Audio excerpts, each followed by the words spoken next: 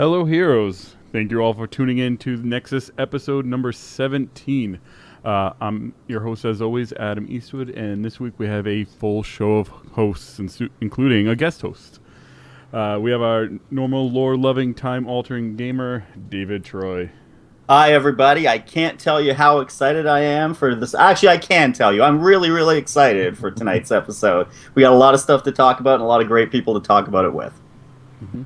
And back again, the lifestyle geek himself, Josh Williams. Hey, everybody. How are you guys doing tonight? We're doing pretty good. And the co-host of Heart of the Storm and the Twisted Nether blogcast, Fimlys. Hey, good evening. Happy to be here. Okay, so like we do normally, we kind of have a couple questions for you, Fimlys, kind of introduce you to our audience. So how did you get started in podcasting? Oh, a long time ago in a galaxy far, far away. No, that's not how it happened. Actually, about a little over 6 years ago, I was just a blogger. Actually, a pretty new one at that. And I joined a forum group that's still there, Blog Azeroth. And there was talk about creating a Blog Azeroth podcast. And that didn't really go anywhere. It was with a bunch of people that were doing the Blog Azeroth at the time. It didn't really get off the ground. And a fellow blogger, Brianna from Gun Loving Dwarf Chick, and I got together and started talking about kind of picking that up and doing something in that vein, a community-oriented podcast about bloggers and stuff like that. And thus, Twisted Nether blogcast was formed almost 6 years ago now. And we're still going strong on that. And then the rest is kind of history, Polygamerous, which I'm not on anymore, but I still produce. And then, obviously, HotScast. I think we've changed the name to basically just be HotScast, period. The Heart of the Storm's in there somewhere, but it was confusing. Even HotScast can be confusing. I feel bad, but it's about heroes. Yeah, you guys don't talk about the Heart of the Swarm all the time? No, we don't talk about StarCraft 2 all the time, even if we might talk about those heroes. No, Kerrigan's talked about sometimes. Yeah. So of all the kind of different features in Heroes compared to other MOBAs, which one would you say is your favorite? Of course, like everybody, I have a couple, but I think I have a love-hate relationship with the map objectives. I think I really think they're the best, one of the best features they have, and it also are the one that's the hardest to get people to do right. I think so.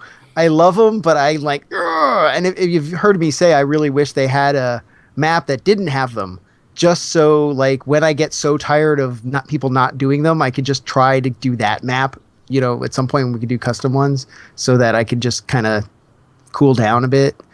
So, and of course that it's all Blizzard IP. I mean, that's above and beyond anything else. I love it. Now, we all had kind of expectations of certain heroes before the alpha started. So before going into the alpha and getting some playtime, who did you expect to be your favorite hero out there? Probably Demon Hunter. My main in WoW is a hunter. My first character to 60 in Diablo 3 was the Demon Hunter, and I was like, I really like ranged, so I was thinking Demon Hunter probably would be my favorite. Mm-hmm. And now, since you've been in the alpha, has that changed? It's hard to say because I really like all of them.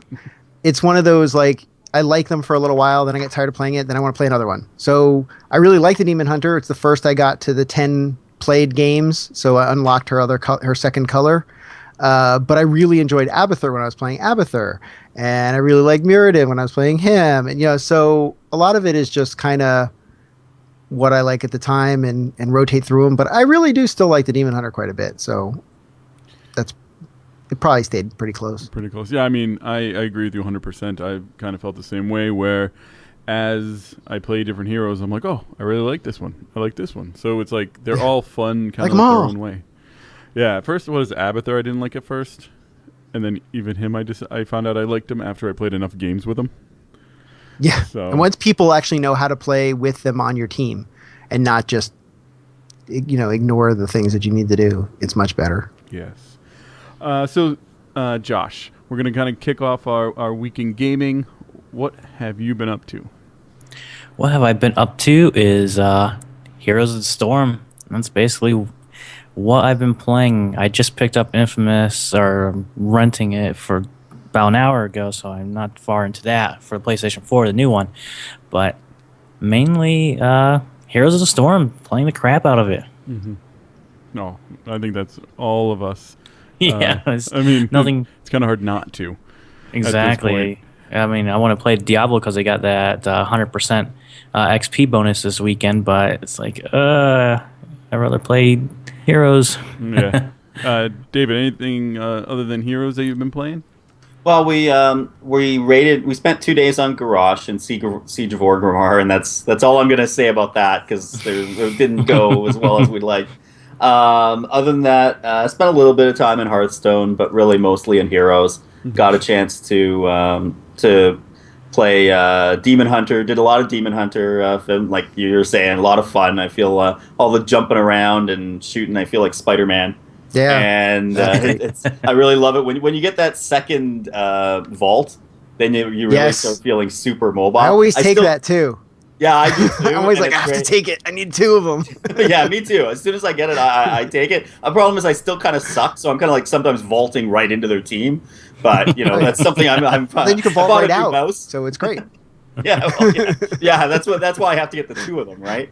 And I played a little bit of Muradin and played a little bit of I played a little bit of Falstad, which I like, and I'll talk about it a little bit later on because I think he's not being used to his potential in the game right now. Mm-hmm. But just really loving it. I hadn't played a lot of League before. We started getting together and talking about Heroes, and I really do enjoy this a lot because of the IP. Just really getting into it. Mm-hmm. Knowing the characters ahead of time has helped a ton, because you're like, I kind of know what he's going to do already. So when you jump in, it's like, it makes sense. Exactly. Yeah. So this segment of the show, I think, is going to kind of turn to something new, as obviously we're playing tons of Heroes. I think it's kind of like going to be like battle stories, like what happened this week that like really stuck out. And I think it was the 4 of us and Xantar, if I remember right, this past week, where we jumped in after the podcast last week, and we're like, oh, this is fun. It'll be 5v5, and we're actually talking. And then all of a sudden, we're like, oh, man, is that Rignaros? Oh, that's pretty cool. And then it followed up by noticing it was Affinity, and we realized we were just started to get owned by Blood Legion. That was fun. Yes. Yeah. It's like, I now know what like the first boss in a raid feels like, because we got burned down in about 5 minutes. It was crazy. Mm-hmm. But it was it's amazing watching these guys, like, in a game that was literally a day or 2 old, that they'd gotten a chance to get their hands on, and they got everything like figured out right away. Yeah, they just beat through us, and then I think I forget who I was playing. It was either with Fimlys or Xantar again, where we met up with them again, and it happened again. Yeah, it wasn't me. I think it was Xantar. Yeah. I don't remember seeing him again. Yeah, we did better that time though, like as a team. So I think lasted 6 minutes. At least. Yeah, I think we lasted 6 minutes in a game that's supposed to be about 15 to 20 minutes. So, other than us playing together that one time, anybody else have any like stories from the week for Blizzard Heroes, Heroes of the Storm? Blizz Heroes. Well, I mean, I think we've all played a lot, so we've all had. I mean, certainly the memorable games with me have been the really long ones. I know they originally talked about them lasting 15 to 20 minutes, but I've been in some really long, like both teams getting up to 25, level 25. Like, I think 34 minutes was the longest game I played, and it was really, it could have gone either way at the end. Like, basically both sides were pushing, and I think they had our palace down to 13%, and we got theirs. So it was about 3 seconds maybe from them winning. It was crazy. Nice. I'm trying to think of any other ones. I had a game last night with Rillandune. We actually went into Versus. Finally, I don't think you were there yet, Adam. And we did a Versus, and it was Blackheart's Bay, which is like really huge map. And we were doing okay. We were about a level behind, maybe a little bit more through most of the match, and then kind of we were fighting back. But the thing that was great was, I mean, everybody on both teams was going for the coins and trying to get a tournament and whatever. We just, for some reason, all but one of we got the coins in. So the second one we didn't get, but all the rest of them we got. And that really made the huge difference in winning the game. And that's what we've talked about with the objectives on the map, is they can make a huge difference. You know, if everybody ignores them, then obviously it doesn't matter. But if one team does them and the other doesn't, then it makes a big difference. But if you're just good at doing it compared to the other team, you can win the game. And they were ahead the whole time, but we just were turning in the things. It was blowing up their base, and we just strode in when they had no defenses left and took it out. So, and in the end, we had just basically kind of evened it up. It was like just at the end there when we took them down. Wow. So we were not ahead at all the whole game, and we won in terms of XP, and we still won. So nice. That's cool. Can be done, and it was a long game. Yeah. I think we were like both 23 at the time. I was like, oh, this is so long, wow. But it was good. It was fun.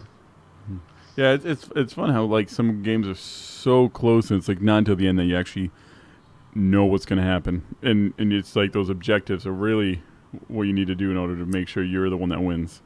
Mm-hmm. Like you said earlier, that's both your favorite and your least favorite part of the game. Yeah, because if it's like it's really fun to do when you do it right, but when the team isn't doing it right, because the whole team's got to do it. Mm-hmm. If the team's not doing it right, it is horrible, and the game you're just going to lose. And you know immediately if your team is not going to do the objectives, you're probably going to lose the game at that point. Yeah, that and mercenary camps add a huge bonus to your team if you catch both of those there. Mm-hmm. Definitely. Yep.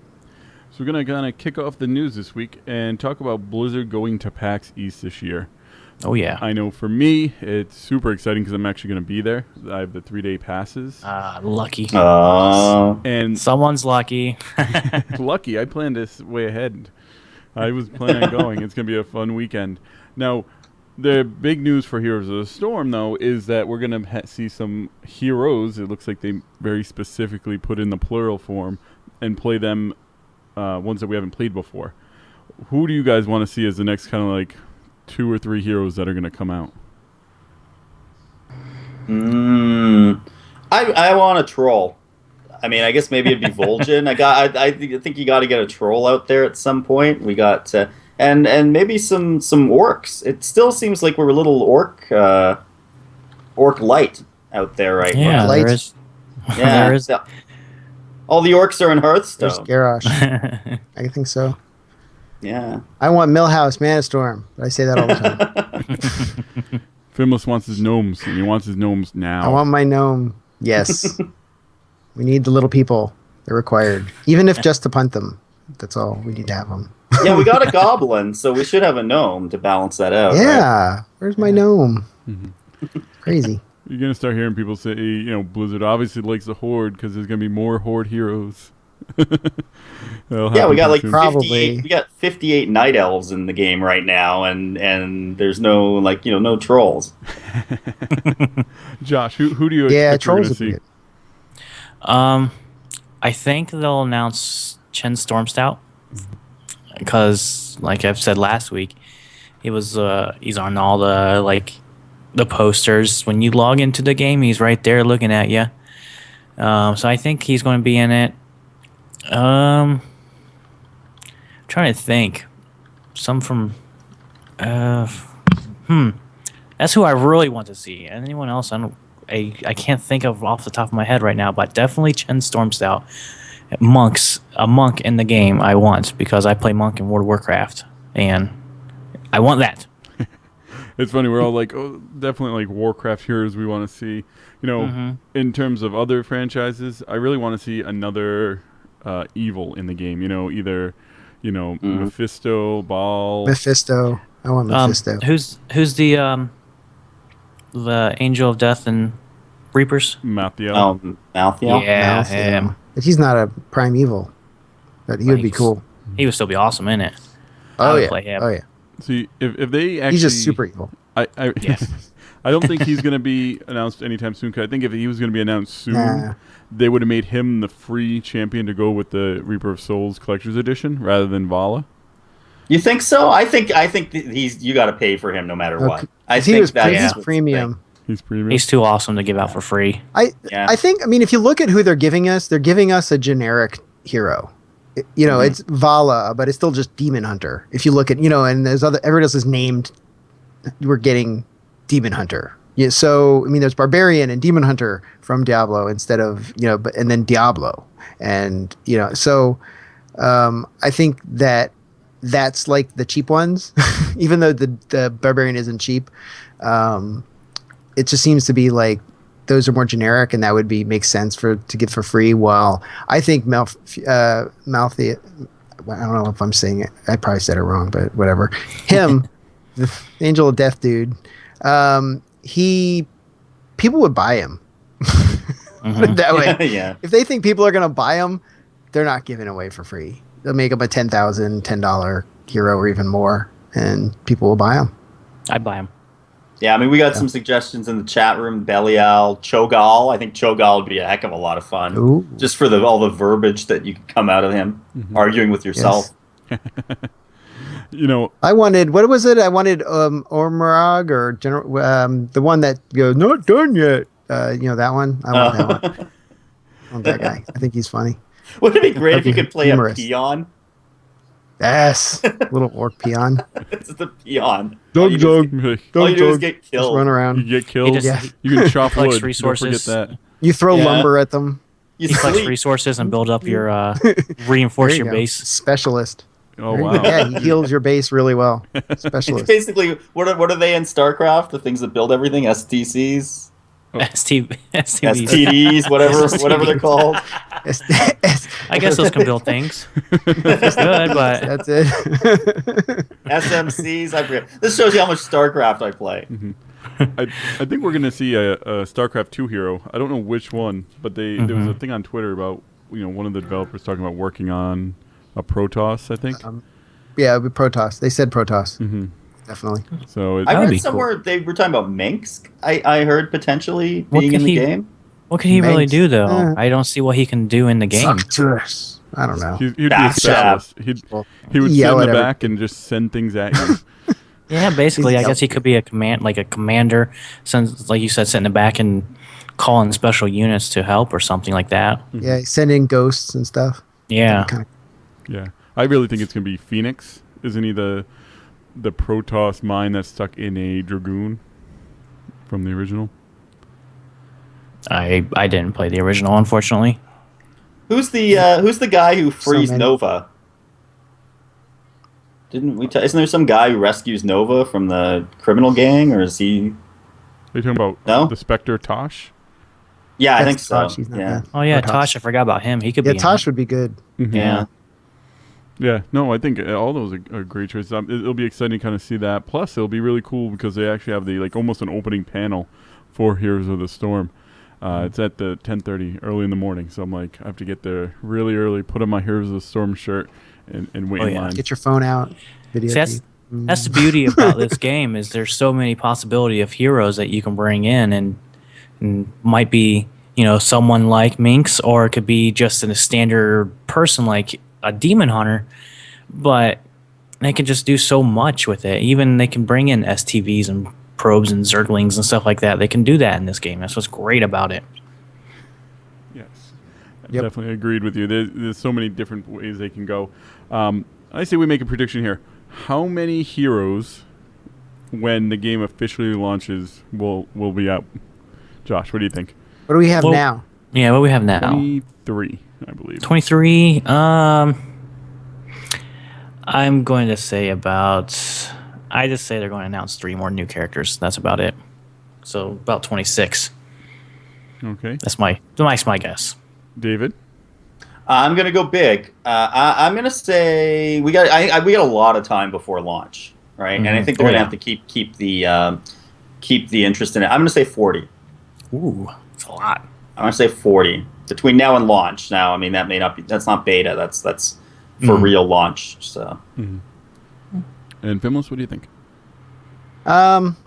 I have to agree with David. I was actually thinking 40 also, somewhere around there for launch, definitely. Maybe even more. I mean, they were talking about how they've got a ton of ideas and all these things, and they just kind of let people go off and do it. Now, of course, they have to balance all these, and that's one of the only thing that I think might keep them from getting even to 40 was to get through the balance. But they've got all of us to help that with that. So I say more the merrier.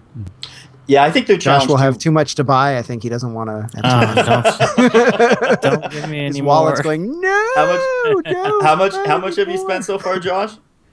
I think somewhere around $80, maybe more. Wow. Well, they're going to limit you to 3 something, so you should, it's not too bad. Now. Got a third there. $3.95 or something. I don't know. Yeah, I'm right on board with David and Fimlys. Like I was thinking 40, but in Price is Right rules, I'm going to say 41. Oh. You're going to go one up? As long higher. as you don't go over. As long as I don't go over, I'm good. So basically, if Mike, you just screwed us. Darn. So, we're not going to win the showcase. So the only way we might win is if we get 40 exactly. Basically. Yeah. All right. Hedging my bets here. Don't want to go too high. I wanted the Winnebago. Darn it. That's going to be a mount on Winnebago. Yeah, that'd be awesome. You'd buy that mount. I'd buy that mount. I'd buy that mount for $1. Wait a sec. Now, I thought we'd kind of take a moment and kind of talk about the questing system. I know last week we really didn't we had so much to talk about it. That was one of the things that I wanted to talk about, and we really didn't have the time. So for those of you who aren't playing, what's really cool about Heroes Storm is starting at level 1, you start getting some starting quests. And these are like basic things like play a versus match, play a cooperative match. I think there one that said like take so many takedowns at that point, or was it take mercenary camps? Yeah. I saw the takedowns one. Mm-hmm. Yeah, that would come out. So the starting quests were really cool because they pushed you well into level 6. It really zipped you along pretty quickly, and then come the daily quests. Oh yeah. And man, are some of them buggy. 11 o'clock sharp. Oh yeah, right on time. So I know Fimlys, me and you, we both had a little bit of bugs with the ones that we've been trying out, huh? The hero quests. Yeah, we had some hero quest issues. Definitely, that was where I've had the bugs. Yep. Did we have anything for did I have one for the daily quest? I don't think I had one for daily quest. Yeah. Oh, you had the one with the specialist. I'm on that right now. Specialist one? I need to win with 2 specialists, and it's just not triggering. And I think someone had one with the doing all the the Diablo, StarCraft, and WoW heroes. Maybe it was Rillandune, and it wasn't registering either. Yeah, some of the bugs right now I think they're not registering as either the right franchise or the right hero type in order to get you the completion.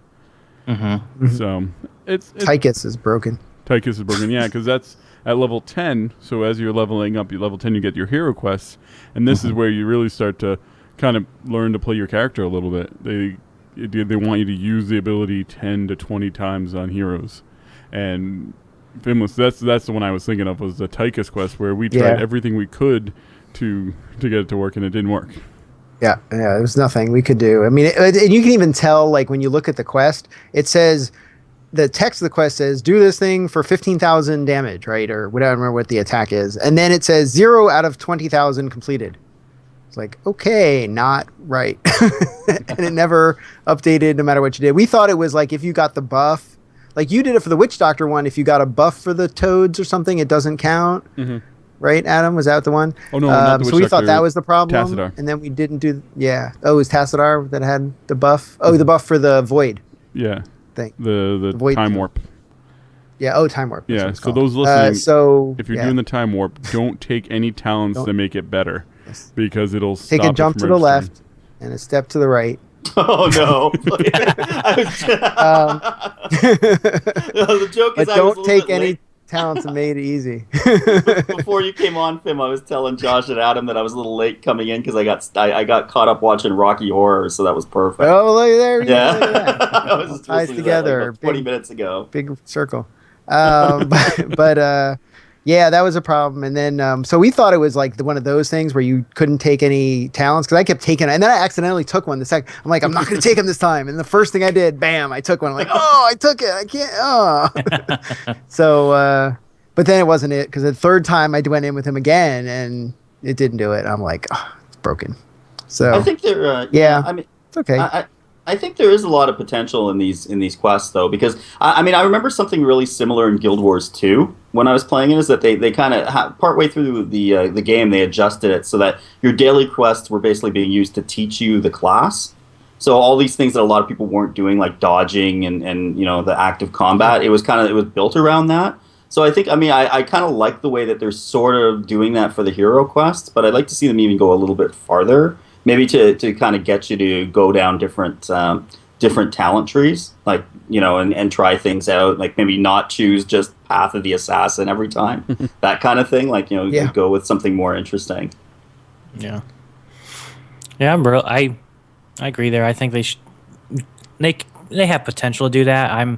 I haven't seen what the epic quest lines are for the heroes yet, because I think you gotta be 20 for those. I'm only like 13, level 13 maybe. But yeah, they should change it up a bit so you're kind of forced to, if you want to do those quests, to try different builds for your hero that your hero can do. But other than that, I love the aspect of having these quests for each characters because it gives you something to work for, to try new characters. Oh, okay, well, I haven't tried any quests for Witch Doctor. Let me get in there and see what he's all about. And you end up liking him a lot. And I love the daily quests as well because it gives me a reason to log on just for a match or two a day or a couple matches just to get these quests done. And I don't know. I think it's great having something like that in this kind of game. I think Adam said yesterday, was it you? I think you said yesterday that we really need something though that gives us a reason to level at all. Mm-hmm. You know, a little more. Other than like maybe the gold, like after you hit 20, like why do I level anymore? You know, what is pushing me to get another level? What am I going to get for that? And other than like some gold, which I think is a little stingy already of them, the way they give it out. They need to do some reason why I want to do all these things to get the XP to level. Mm-hmm. You know, and what am I going to get for that? Yeah, because once you hit level 20, which I did either yesterday. Yeah, it was yesterday. Yesterday, yeah. You get the epic hero quests, so it's kind of like the last end of your quests, and they're all very generic. I think they're going to be working on them to be more specific because right now it's 300 takedowns, 1.5 million gold for the second one, and win 30 games, and that's for every hero. So I think that could be more personalized. Because it's going to be really boring if you're going to try to grind out all the epic hero quests for all the heroes at this point in the game. Yes. What about if they do it so that at a certain level you get a skin? Like, so that now it doesn't have to be like a super great skin because of course they want you to spend money on those. But you know, if there's a skin that just people maybe aren't buying that much, or they kind of know it's not going to be like one of the big popular ones, maybe at level 40 you get a skin, like that kind of thing. Don't you unlock or a mount? You unlock different colors for your character, I think, with doing those quests. Yes. With the quests, yeah. I'm thinking of using it from the leveling side. So maybe that would be is getting even different color schemes as you move up through the levels. Something that's actually tangible. Yeah. Or maybe it will be mounts, because I'm still, you know, we talked about this a little bit, is that, like, I think mounts are overpriced right now. Mm-hmm. Yeah. Yeah, like mounts. I think what would be one of the cool thing would be skins for talents. Like, think about the runes in Diablo 3. Not that we would necessarily change the talent, but let's say your green frogs turn into your orange frogs turn into purple frogs, or you know, maybe reskin it so you could get like a talent skin where you could say, you know, it does something, I can put it on top of my talent and that will change the look of the talent, even if it doesn't change the effect. Mm-hmm. So it'd be like the hero's version of the Green Fire quest in WoW. Exactly. So like at some point you unlock you can pick one talent skin or whatever. Mm-hmm. You know, pick any you like, because you know you may not play the hero that is the level 23 talent skin or whatever. Right. So. You kind of pick the one that you like, and I was even saying that I feel like early in the game, maybe level 10ish. Maybe if that's already giving something, maybe something else where they actually just let you have one hero of like maybe 55 and gold and under, so that way you can have a hero that like your go-to hero like early on. So that way you're not always playing random people. You can actually kind of feel like you're getting good at the game. Causes a problem. Yeah, because if people don't kind of get comfortable with someone early, I feel it's gonna make them quit sooner. I don't know if they wanted to quite do that, because I guess you're getting the gold to get to that point pretty quickly, but yeah, because I can buy one. The 20,000 you could buy pretty quick. Mm-hmm. Yeah, I mean, I haven't spent quests and stuff. Yeah, I haven't spent a cent, and I bought 3 heroes already. I've got Muradin, Malfurion, and Demon Hunter. So it's the 2,000. Yeah, just the 2. Yeah, exactly. But that's my tank, my support, and my assassin right there. So we talked about the 2,000s are worth buying with gold. The 5,500s are kind of worth buying with gold, but the 10,000s are all you should buy with money, not gold. Yeah, yeah. In terms of value. Yep. Definitely. And then I think we had already talked about that kind of the whole point of the questing system and the hero quest and epic hero quest is you unlock the skin 2 and the skin 3 colors, or the second and third color set for them, which for some of them it's just like kind of a basic, just a color alteration, but in others like the Prince Arthas, you get the Horde Arthas and the Alliance Arthas, which I think is pretty cool. I like that. The big one that I'm working towards is Nova, because I really want the Kerrigan Ghost skin. That's the one I want, and it's gonna take me a while to get there. I can already feel it. The 300 takedowns is rough. Definitely. Mm-hmm. I thought you were gonna say the roller derby one. That's what you wanted. Yeah. Well, I have the roller derby one. Got the roller derby one. I have the roller derby, and the Spectre one. I actually, in terms of spending my gold, I've spent all my gold on obviously heroes, and I have Malfurion, Tyrande, and Illidan, and I've gotten their skins. So I have the Shando Illidan, what was it, Storm Mantle, and the Blood Elf Tyrande, because I'm like, I have to have those. Those are awesome. That Blood Elf Tyrande looks great. Yeah, she does. And the recolors, just I think you bought all the Night Elves, is what you did. Yeah. So I think it's really cool the recolors, because in some cases you're actually getting 3 skins for the price of 1. Yeah. Other cases you get this same skin just slightly different. Now before kind of move on to the next next news article. One quick tip that I want to put out there for people, and something me and Fimlys have been doing, is in order to level up faster, make sure to do at least the first 2 quests for the hero quests while they're free, because that's going to give you the most XP for your time, and in order especially to push to 20 and get there. I see a couple people on Twitter kind of asking about that, and it's like, oh, make sure to talk about it on the show. Yep, definitely. Yeah, definitely. I'm almost at 20. I might get there tonight. Depends on how much I play. Mm-hmm. You want to get there before you leave for the week, right? Yes, so I'm gonna be gone. I won't be able to play. I want to at least hit 20. That was my goal before vacation. I was like, I still have to pack too more. So Heroes up till 4 packing, whatever. Heroes Sleep or next packing? week. Come on, heroes or packing? Heroes wins. Heroes wins. All the There time. you go. That's the right answer.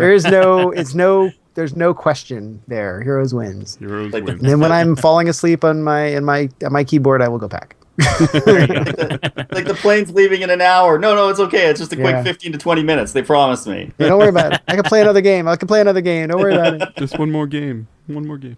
Yes. Blood He's leech. sitting in Damn it. Yeah, we're exactly.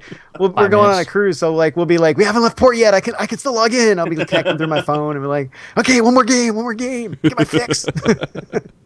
How much is the unlimited internet? How much? I need to get it. 300, no problem. I'll get it. I can buy every skin, but I'm gonna play heroes instead. Oh man. So finally this week we had a developer Q&A, the 4th of its kind, and they really talked about talents. David, what specifically kind of stood out for you in the Q&A? Well, I mean, what I really was interested in, it wasn't like it got me all excited, but it was kind of cool, like, understanding a little bit how the sausage is made, so to speak, was when they were talking about the difficulties that they encountered when they originally thought of going with a generic, exactly, with like a generic, with a generic talent tree for everybody, and how they came to the decision that they should be splitting it up for each hero. And I mean, when they explained that, and then having actually played it now, I'm like, thank God they went that way, because it makes it so much more interesting. If it was a generic tree, I think that would be way, way too boring. Mm-hmm. It would be, I think, too many options, and it would just be like buying items in League of Legends, because there's so many options. It's like trying to fish through them, trying to find the one that you really want. It would be a pain. I like the individual, because what it does is it lets them do like an assassin that's a little tanky like Tychus, because you can take health for him, where with Nova you can't take health. So it actually adds like almost like subclasses to it. Yeah. So you have like a tanky assassin, and not every assassin can be tanky, which I thought was... Well, even that bribe talent, not everybody gets that bribe talent. Yeah, that can be pretty broken. So that's kind of cool that some people can pick up that bribe talent at the beginning and actually use it to pick up the mercenary camps. That's kind of cool, because I thought at first, I'm like, oh, everybody gets this one, right? And no, it's not a choice for everybody. It's just some. So from what I'm hearing, that seems to be like the talent to get if you have it available to the hero. I mean, someone came flat out and told me, it's like, you got to take this. I'm like, I haven't taken it before. What's going on? It's like your fall stat. You get it on the first level. You got to go for it. I'm like, okay. Like it begins, kind of thing. Like, yeah. Like, now, okay, here's your build. You need to have this build. Already. Yeah. Josh. They don't actually know what you pick, so yeah, can't tell. They can. Yeah. Josh, what do you think? What kind of stuck out to you in terms of information? There was so much out there. I personally like the UI talk they were doing, because I love when they change when. I'm a huge fan of UI changes without using mods. I don't use mods in World of Warcraft. Only like Auctioneer and Deadly Boss mods, and that's about it. That's all I use. I don't like changing my UI through that, but I like it when Blizzard decides we're going to change the UI. And the stuff they talked about, making the icon like a little round button basically in the corner there. I don't know if you guys saw that. Mm-hmm. I really like that idea, and how they're going to put up the talent tree UI up there to be more detailed for you. Or less detailed if you already know, you'll be able to like condense it. I really like that. Yeah, exactly. Yeah. So I really enjoyed that stuff, and I can't wait. I kind of hope they do go with that that mock-up they showed of the UI they were talking about doing, because they did stress that it's just a mock-up. It's not officially what it's going to look like with their UI update. But I kind of hope it does look like that. I thought it looked pretty rad. And Fimlys, what about you? Was there anything that stuck out to you? I like that they said things are going to change. I wanted to hear that for real. Like, because you play it and it's so polished. Yeah, there's some bugs. And the chat system sucks. All the social stuff is horrible. But, you play in the game, and the game is just, it's good. It's fun. It's fun to play. Mm-hmm. And so when they were like, yes, things are going to change. We're going to change stuff. That's going to happen. And it's going to get better. And we're going to make it better. And we're going to do this. And it brought home that this is tech alpha. This is an alpha. We're so used to getting it at kind of the beta that, we think, oh, a little bit of stuff's going to change. Because in a beta, not a lot of stuff changes. Little bits of things, little tweaking here and there. This is like, they just slapped it together and gave it to us, at this point. They added in the chat stuff like right before they handed it to us, it seems. And so there's so much stuff that's going to change. Because, they could have just called each other up. Hey, what are we going to, why'd you do that? But I think that's what I love to hear. They had all this stuff about the talents and all this stuff about the things, but I love to hear that this stuff's going to change. And we're going to add more talents, and we're going to do more, and it's going to be more and more. We're going to keep the simplicity, but we're going to give you more choices within that simplicity, and that's great. Yeah, I thought it was interesting. What was the quote? Was something like, yeah, we got a version together that we weren't embarrassed to show people. Yeah, exactly. I mean, that just shows how much they were really pushing to get in our hands and getting people excited over it, which is really cool. One thing that I don't agree needs to be in the game, but that I think they talked about it decently, and I think there was some Twitter talk afterwards, was the ability to reset your talents in the middle of a game. Yeah, that's something I do not think needs to be in there. And if it was, I don't know how they would balance it. Didn't they say they won't do it though because people asked them if it was going to be an option? Yeah. Well, they said they don't have any plans for it right now. Keep it that way. I don't think no plans. Yeah, I don't think they could do that. I mean, the only thing I could think of would be maybe to have a quick refund if you screw up and pick the wrong one, like within like 10 seconds, like when I picked the thing that I didn't want to pick, and then I remembered like 3 seconds later that I didn't want to pick it. Mm-hmm. Maybe that quick where you could just kind of undo, redo quick thing. But I agree. I mean, I had the question because we had posed that question from our show, and we got one of our other questions on the Q&A, which was great. But I had posed that question as one of the questions, and mainly because so many people make this correlation between items in LoL or the other MOBAs and the talents. Like that's what they equal. And yes, if you sell stuff at your items and buy new stuff, that you are going to be behind because you're probably not going to have as many items because now you're not getting as much when you sell them back. But I wanted to kind of hear their point of view on that because you can change your items in these other MOBAs. Mm-hmm. Yeah, they would have to do something like de-level you get less talents. Or get less talents to change them, or it would just. I think it would take away from the game more than add to the game. Yeah. I think learning how to play against a certain build is the important way to do it. To know what builds the enemy could do, especially in a competitive play, and building what you think they're going to go. Kind of like once. Do you think they should add the ability to see? Like I was just saying, they can't tell what you build other than your heroic. They can't see what you're building. Do you think that they should show it in that tab thing, like League of Legends? You can see the items when you're next to the person. I don't think when you can see the person, should be able to pick it up or no? I don't think they should be able to see it, but I do notice in some heroes you can tell by their animations. Like Tassadar, when you add slow to his basic attack, it's it almost looks like a channel attack rather than just a one attack. So I think adding little things like that is what I'd like to see, opposed to people straight up being able to see what it is. Yeah, I agree. I think so. Yeah, I think Vala's got the same type of thing when your W skill, like that multi-shot one, when you change it to the grenades one, it looks a little bit different too. Yeah, you can see them coming off. Yeah, and so I agree with you 100% on that, Adam. I don't think you should be able to see it, but you should be able to see it, but you got to be looking for it, and it's not just like a drop down menu or something like that. It's something you got to watch the guy playing. Like an animation or something of the character. Mm-hmm. Mm-hmm. Mm-hmm. The only thing I can think or maybe a look of them. Yeah, I totally agree with you, Adam. I don't think there should be a talent reset because something they pointed out in the Q&A is if there's a talent reset, you can see how these characters you're playing against are playing, and your whole team can go reset to counter against that, and you shouldn't have that kind of.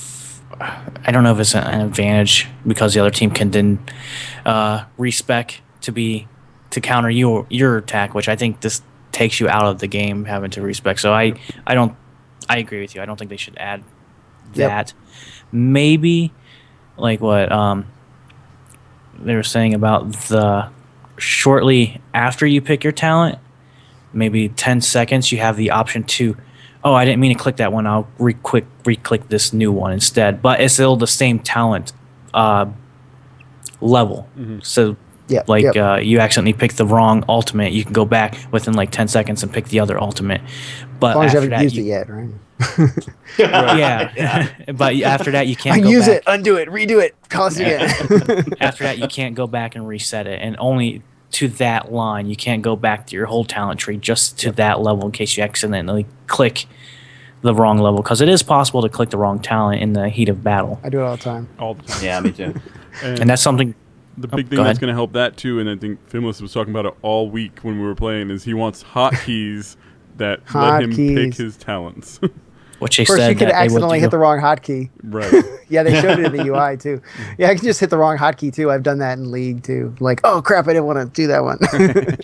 Oh, I did my W instead of my E. Oh, Yeah. no. But yeah, it's it's all stuff that'll happen. Like what I did it in one of our matches, didn't I? I said, oh, I didn't get the healing. I got the other thing, and I was mad. Or I didn't get the stun, and I was trying for the stun build, and I didn't get the stun because I hit the wrong button. So I was kind of mad. Yeah. See, the difference between talents in this game and in the League, if you pick the wrong talent that level, you can just do it the next level. But in this game, you pick the wrong talent, you're stuck with that talent throughout the whole game. And as long as there's no bad talents, I think it'll be okay in the long run. Yeah, but I can see though that there are no bad talents in and of themselves, but there can be bad talents as are tied to other talents. Like if you're going for like a purely stun build and then you take something that doesn't really go with that for one reason or another, and then all the stuff you're doing doesn't really use it, or like say you take something you don't even use. Like there's some stuff where you have to hit the one to use and you took it and you're not using it. Well, that's a bad talent for you because you're not even using it. So you're wasted that whole level. Where if you took something that was more of a passive, now it is useful for you. So there can be a bad one if you're not using it. That's why we should just stick with the saying, there is no bad talents, just bad players. Exactly. If you picked the wrong one, that's bad, right? Yeah, Yep. I agree. I mean, there's no bad individual talent. It's just what might not work for you. Right. Exactly. So with that, I think we're going to move on to our hero spotlight this week. This is the Hero Spotlight. Okay, so this week starts our trio or trilogy of Night Elf heroes. So this week we're going to start off talking about the Arch Druid, Malfurion, Stormrage. David, why don't you let everyone know a little bit about him? Well, actually, what we're going to do lore-wise, because Illidan, Malfurion, and Tyrande are so linked together, really, I'm not going to talk about any individual hero, but more kind of the history of these three characters and where they came from. So I'm gonna start right at the beginning, talking a little bit about Night Elves. Night Elves are, your classic elf race. They're pretty much one of the oldest denizens of Azeroth, which is the planet that World of Warcraft takes place on. In ancient history, before they'd met humans, before they'd met Tauren, way before they met orcs, the Night Elves were one of the preeminent races on Azeroth. They were ruled by a queen, Ashara, who was this incredibly beautiful woman, very charming, incredibly powerful mage. And part of that Night Elf culture was also three of the kind of a little bit younger generation than Ashara, which was Malfurion, who is going to eventually become a druid, Illidan, who eventually becomes an end boss, and Tyrande, who's a priestess of Elune. And essentially what's happening is that Night Elf culture has this, in their culture, they have the Well of Eternity, which is this incredibly powerful magical spot. It's so powerful that when Ashara starts kind of playing around with it, trying to use its power to increase her power, it actually draws the attention of the Burning Legion, which are the big bads of the whole Warcraft universe, and Sargeras, who's like basically the closest thing to Satan in the Warcraft universe. She really starts plotting against her own people. She's willing to basically give up her own people and the world essentially for whatever power that the Burning Legion can give her. This is found out by this trio, Malfurion, Illidan, and Tyrande. Malfurion and Tyrande, this is also a love triangle as well. Malfurion and Illidan both love Tyrande. Tyrande is in love with Malfurion. Illidan's a little bit jealous of that. He's also got a bit of a magic addiction problem as well. He's been fooling around with the Well of Eternity. And so it really sort of sets up this battle between kind of the younger generation and Ashara. It's kind of very similar. It reflects a little bit about in Greek mythology when you've got Zeus and what we think of as the Greek gods against the Titans. It's sort of a bit like that. So I'm not gonna get too much in depth because I just want to give a background this week about Night Elves and kind of where they came from. Next week I'm going to talk a little bit about what's called the War of the Ancients, which is the battle between these two forces, and also the events that kind of lead up to where you're meeting them in Warcraft. Mm-hmm. And Malfurion, of all the kind of the trio, he I think he's my favorite because he's worked with Cenerus and I enjoy him as a character, and I don't know. I tend to like the good characters opposed to the evil characters myself, which I think a lot of people they love Illidan. But even reading the War of the Ancients trilogy, I was like, go Malfurion. Win. Illidan's one of the most interesting bad guys in WoW because he's a little bit different than the archetypes. I mean, when you're looking at Arthas is like so Darth Vader, it's painful. Mm-hmm. Like you've seen this before. Illidan's got a little bit, like he's got some history, he's got some twists and turns with his story, and that's why I think a lot of people dig him. I like Illidan personally, but I'm the one who wants trolls in the game and not pandas or gnomes. So he also, I feel like Illidan always thinks he's doing good, but he's really doing bad. Who's that kind of stereotype? Illidan's my favorite Warcraft character, and I know he's doing bad, and that's why I like him. I like bad guys. Decepticons, Darth Vader, Illidan, bad guys, bring them on. So let's talk about Malfurion's kind of abilities here. He is support. His trait, unlike others, which is most people have passive traits, his is an actual activated ability. He gets Innervate. He gets to grant allies 100 mana over 10 seconds.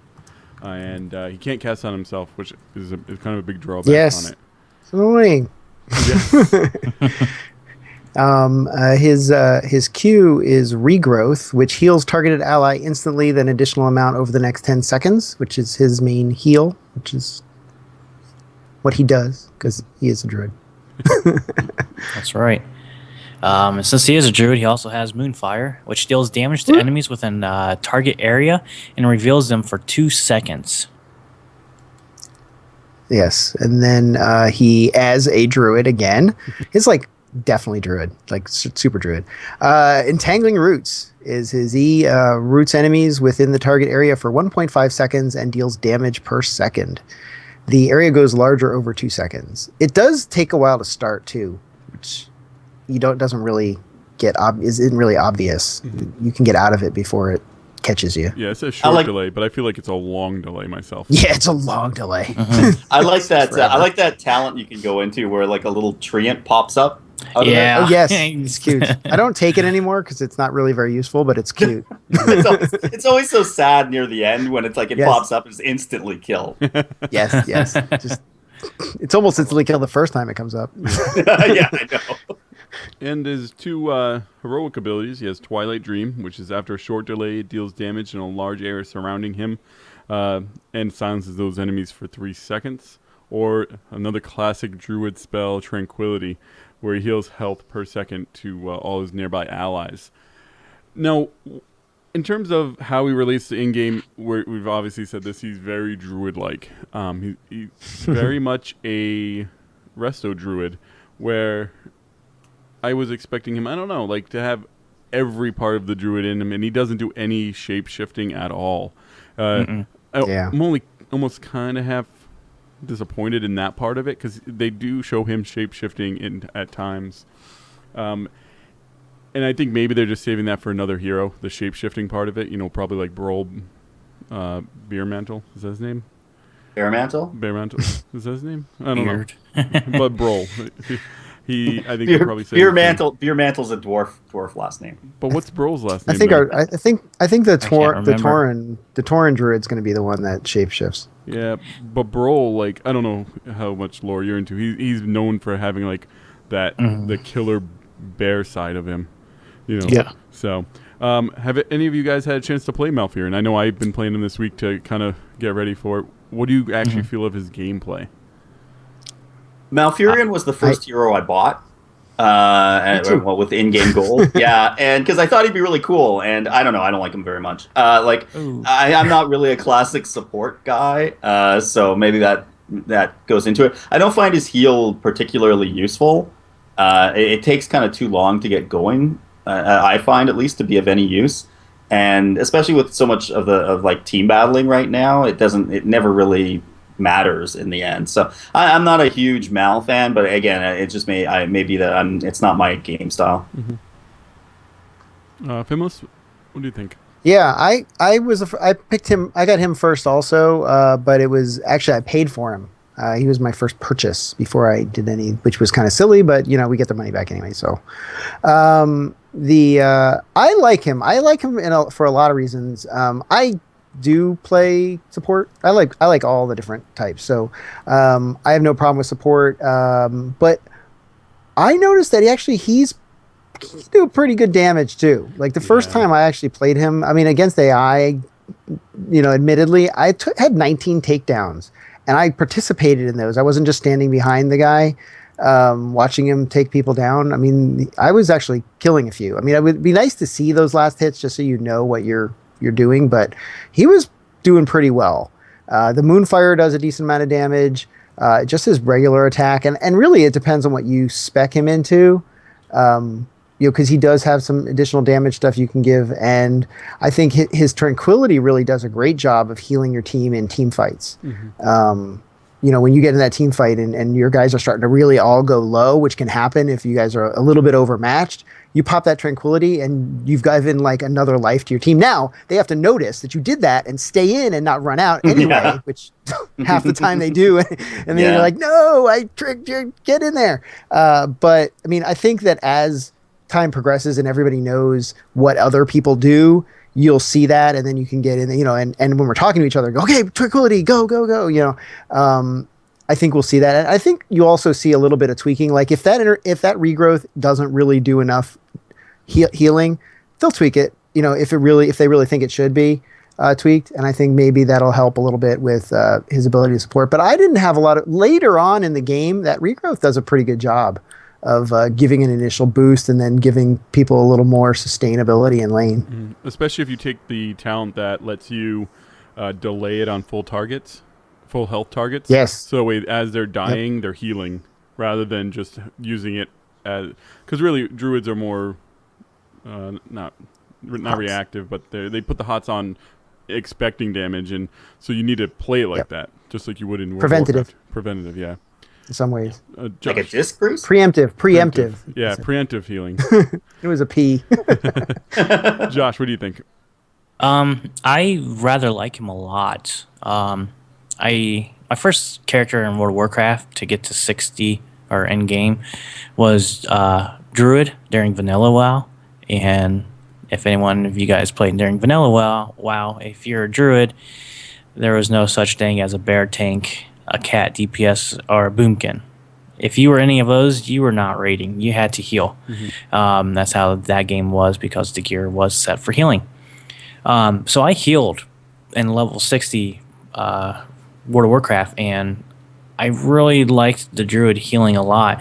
And this took me back to that time of my old Druid healer. And so I have a blast every time I play him. Even if I'm not winning, I spec him heavily for healing as much as I can, and just work with it that way, because I have a lot of fun with this character. Oh, yeah. It's funny. I don't spec him at all for healing. When I play him, I spec him for Moonfire, and I do everything that, like, the reduce cooldown, everything for it. And if you can get damage. A group of people trapped in your entangling roots with the little treant right there, because I always get him. And you just start. You can just pour Moonfire on top of him, like, consistently. I think it works really well. Yeah, there's that Moonfire one where you just keep banging on it, isn't it? Yeah, the cooldown gets down to like lower, a second. and it's amazing. It's like bam, bam, and you bam. can kill mercenaries really well with it too. So it really works both ways. You can hit two at once. Yep. Here's a thought for. Sorry, Adam. Here's a thought for, like, we're talking about shape shifting, and of course, like, druids always change their shapes. How about if they did it so that if you literally spec complete damage, then at the end when you're done, then you change into like a boomkin. That'd be cool. Or if you go complete heals, then you're the tree. That I would like. That, like, you know what I mean? I think they should do it with your R. I think they should add, for a druid, they should have 4 Rs that you can pick from, 4 heroic talents, and each for one of those specs, and part of that will turn you into that animal. That would be cool. Yeah. So at the level 10, when you get your thing, all of a sudden you become a bear, or you become. But then you don't do anything because you're going to be healing. They would have to redo all his talents that way, though. Probably. Yeah, but it could just be the next druid they do. They don't has Yeah. has the that's shape true. shifting, and this one, if you go damage, you said he becomes a boom chicken, and if he goes healing, he becomes a tree. Like, I like that idea. He needs a death laser. I really like. They already have the Treant model. So. Yeah, I really like the Storm Mantle skin that they have out there.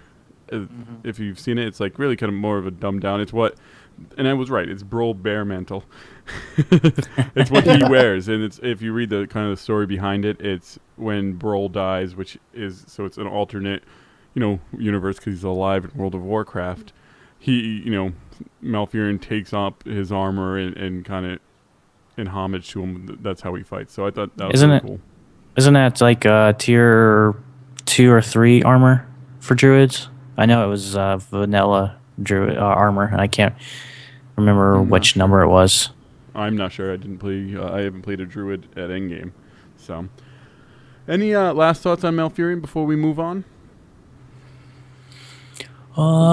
He's awesome. He's awesome. Yeah, He's fine. Unless you're David, and then he's. I haven't played him in a while, but he's a lot of fun. I'll give credit to the Storm Mantle armor in that it's the only time I see Malfurion and he doesn't look ridiculous. Awesome. So let's kind of move on from here then. Heroes here, no heroes needed here, no heroes wanted. So this week in our new heroes segment, we're really kind of comparing the laning phase of League of Legends and the other MOBAs out there to the hero brawler Heroes of the Storm. David, this was something I know you really wanted to talk about, so I'll let you have the floor first. Yeah, I mean, I guess what it was that as I was learning League of Legends, I'm like, studying who should be mid laning, who should be bottom laning, who should be on top lane, all this stuff. And then we jump into Heroes, and I'm trying to do all this stuff, and then I found out about a few games in that it's like seems meaningless. Like, this is just my impression that I don't see a reason, except for very specific times, like when you're going after the shrines in Dragonshire. I don't see a reason why all 5 people shouldn't be just grouped up and zerging everything. And maybe I think part of this is because of the team leveling, because you don't have to like head into different lanes and kill the minions and level up yourself. There's really no incentive to hit all 3 lanes. I just don't see as a strategy why, and we saw Blood Legion do this to us, kind of, right? It was why not just everybody group up in 5, whatever XP you're losing in minions, you're probably gaining by like vaporizing whatever of their heroes happens to wander near you. And I would agree. I think that's more of a map tuning because I feel like it really depends on the map. I feel like when we're on the Blackheart Bay, zerging happens and you can't fight back. In some of the other maps, specifically the Curse one, I was in a group that we got zerged in up top, and surprisingly enough, pretty much we got 3 people to go up top and defend while the other 2 stayed in the other lanes, and we were able to really pull ahead, and they actually forced them to give up their aggression. So I think it's That's what Blizzard suggested too. Mm-hmm. They were saying because someone complained about that in the forums, and they basically said, "Hey, there's a solution. Here's it is. Don't die, just defend. Send people down to the other lanes. Make sure you're continuing to pick up XP, and you'll go ahead. And they're going to lose because you're going to keep them from getting any XP." So, but in the meta game, and you can work a strat like that when you're a 5-man team and you're pre-made and you're coordinated and everything's working. But in the meta, if you're just going like law of averages in terms of winning games over the long run, the amount of pug teams that you're going to run into that aren't going to be able to do that. If you're just like if you're your 5-man little unit that's wandering around the map. I'm like I just find that that's too strong, especially against most pug teams, and that you're going to get the odd straggler who's going to wander in. And this was my complaint earlier on about Falstad, because Falstad has this amazing ability to like just make the map really small. And I love that when I was first playing him. It's like, oh, wow, if the shrine pops up, I can just jump right into it. And then what I was finding was, wow, I'm jumping into like a group of 5 people and just getting killed immediately, right? So I'm like, now I'm scared to go anywhere because, there's no rhyme or reason to the lanes like I originally thought. And I just, one thing, and again, I saw this in Guild Wars 2 with their PvP, which was like super well planned. They had all these ideas, everything was good. And it just ended up being a Zerg fest. And I kind of don't want it to happen like that with us. And I agree with you. I feel like right now there is no true laning phase, but I think it's when all people are figuring out the meta, it's one thing. I think the other thing that needs to be done better in order to fix this is, especially in like a solo queue scenario, how groups are being made, because I've been in groups that end up having 3 support, an assassin, and a specialist. So I think that's because of the small number of people in the game right now. Yeah, and because you pick before, and I don't know how much they actually say, okay, let's give them a balanced group in the system yet, because it's if that happens, you're out of luck. I feel like the matchmaking needs to be better in order for stuff like you said, because to in order for that to be resolved, the matchmaking needs to be better. I almost think that they need to give you more health before at the beginning. I think that probably would help too. If everybody started with more health so that it was harder to, like, you don't get killed instantly. Like, that's the problem is they come up and you're dead. So if you at least could see them, they hit you a few times, you're going to run away and survive, then that would be fine. So maybe you start with more health, but it doesn't scale as much as quickly, as it does now. And so maybe you end up with the same amount later, but you start with more. That may help that initial creating a laning phase and why you need it. Because kind of that's the way LoL is. You don't do as much damage to the other guys right away, and then it ramps up. Yeah, and I think that's what it's missing right now. I think it could hurt it eventually as an esport because, it's fun, this whole idea of the hero brawler, lots of team battles, that's great. But you know what? I mean, I have more fun playing Hungry Hungry Hippos or watching, playing that Hungry Hungry Hippos rather than chess. But, in the end, I'm more impressed by someone being a grandmaster at chess than that kind of thing. So it's really, I think that it needs just a bit of a slower build up to that point where we're just all blowing each other away. At least it feels like that to me. So Josh, you haven't really talked too much in this segment. What do you feel about kind of the laning segment, laning part of the game? What do you think they could do to maybe improve it to make it maybe have a little bit of a laning part?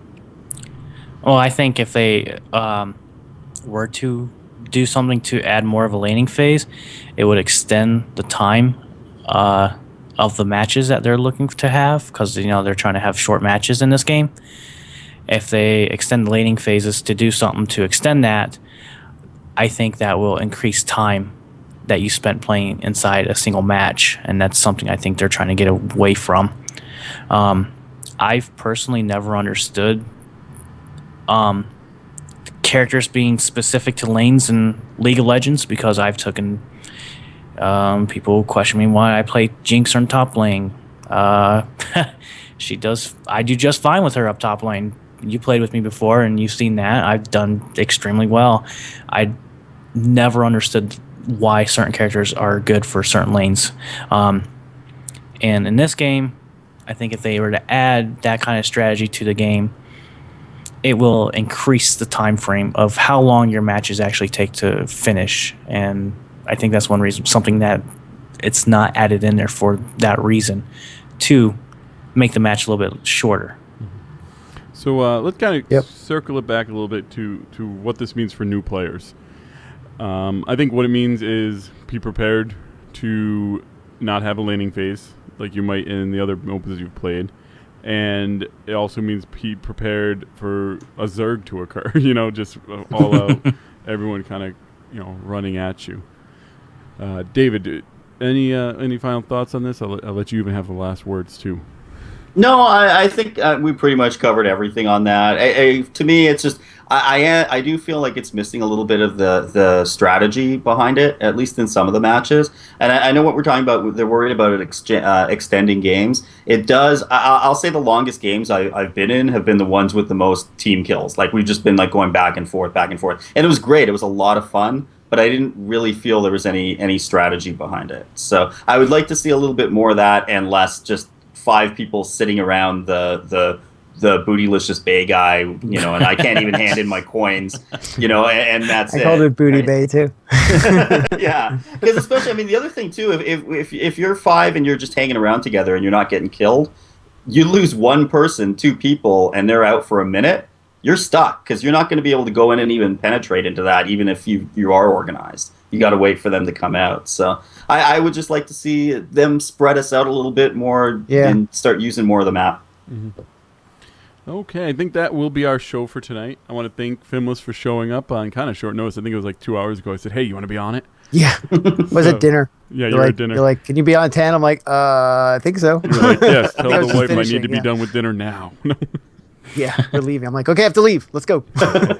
So if you don't mind, Fimlys, why don't you just let everyone know where they can find you, how they can get a hold of you if they need to. All over the place. Well, best way is Twitter at Fimlys, Fimlys. You are welcome to, if you are in the alpha, it's an alpha, or play World of Warcraft or Diablo or any of those, you can friend me and battle tag Fimlys 1589. I'll give it out. Why not? And also, of course, go to HotScast.com for heroes talk from us and Rillandune and Kaylee. And also twistednether.net for a WoW community podcast, which is great. And Josh, what about you? Where can they find you?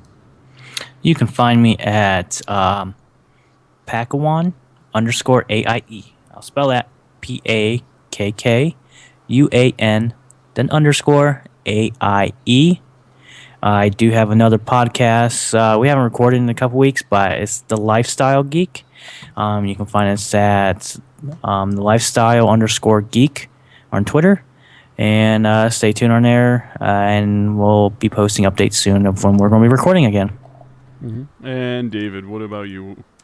Well, you can find me on Twitter at BerlanCTR. That's Berlan with 2 L's and 2 A's. You'll occasionally find me feeding the other team on these fine gentlemen's streams as they're streaming Heroes of the Storm. And you'll find me here next week. Mm-hmm. And for me, you can reach me at Geek of Random on Twitter. The show is at the Nexus Podcast. Really quick to kind of roll in kind of the PaxEast thing.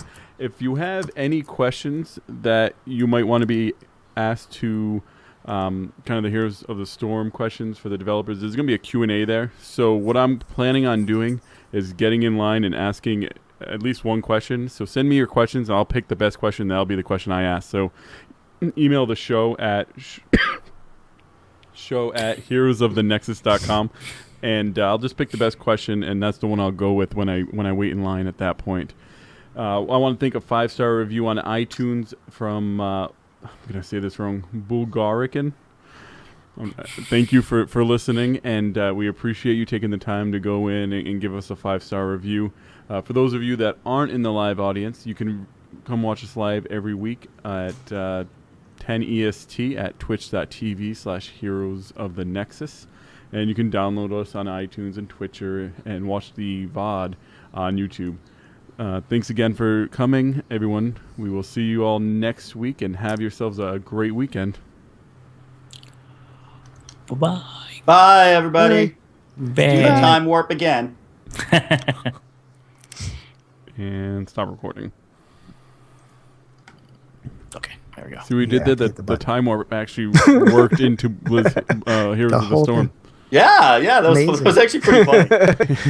I didn't even know. I went off on it. I literally you said like time warp. I'm like, it's just a jump to the left. Oh, never mind. So, chat room, I'm going to be streaming some Malfurion, probably in like 5-10 minutes maybe. I'm just going to take a minute. I need to make it to level 20. Yeah, so I'll be back in just a little bit. I'm going to take the stream down while I'm away just so I can kind of set things up. But just hang out, and we will be back in just a little bit. If David and Josh want to play, you guys are obviously more than welcome to play along. Fimlys too, but I'm assuming you're going to play. So we'll talk to you guys in just a little bit. I'll be there. Bye, everybody. Bye, chat room. Thanks for coming.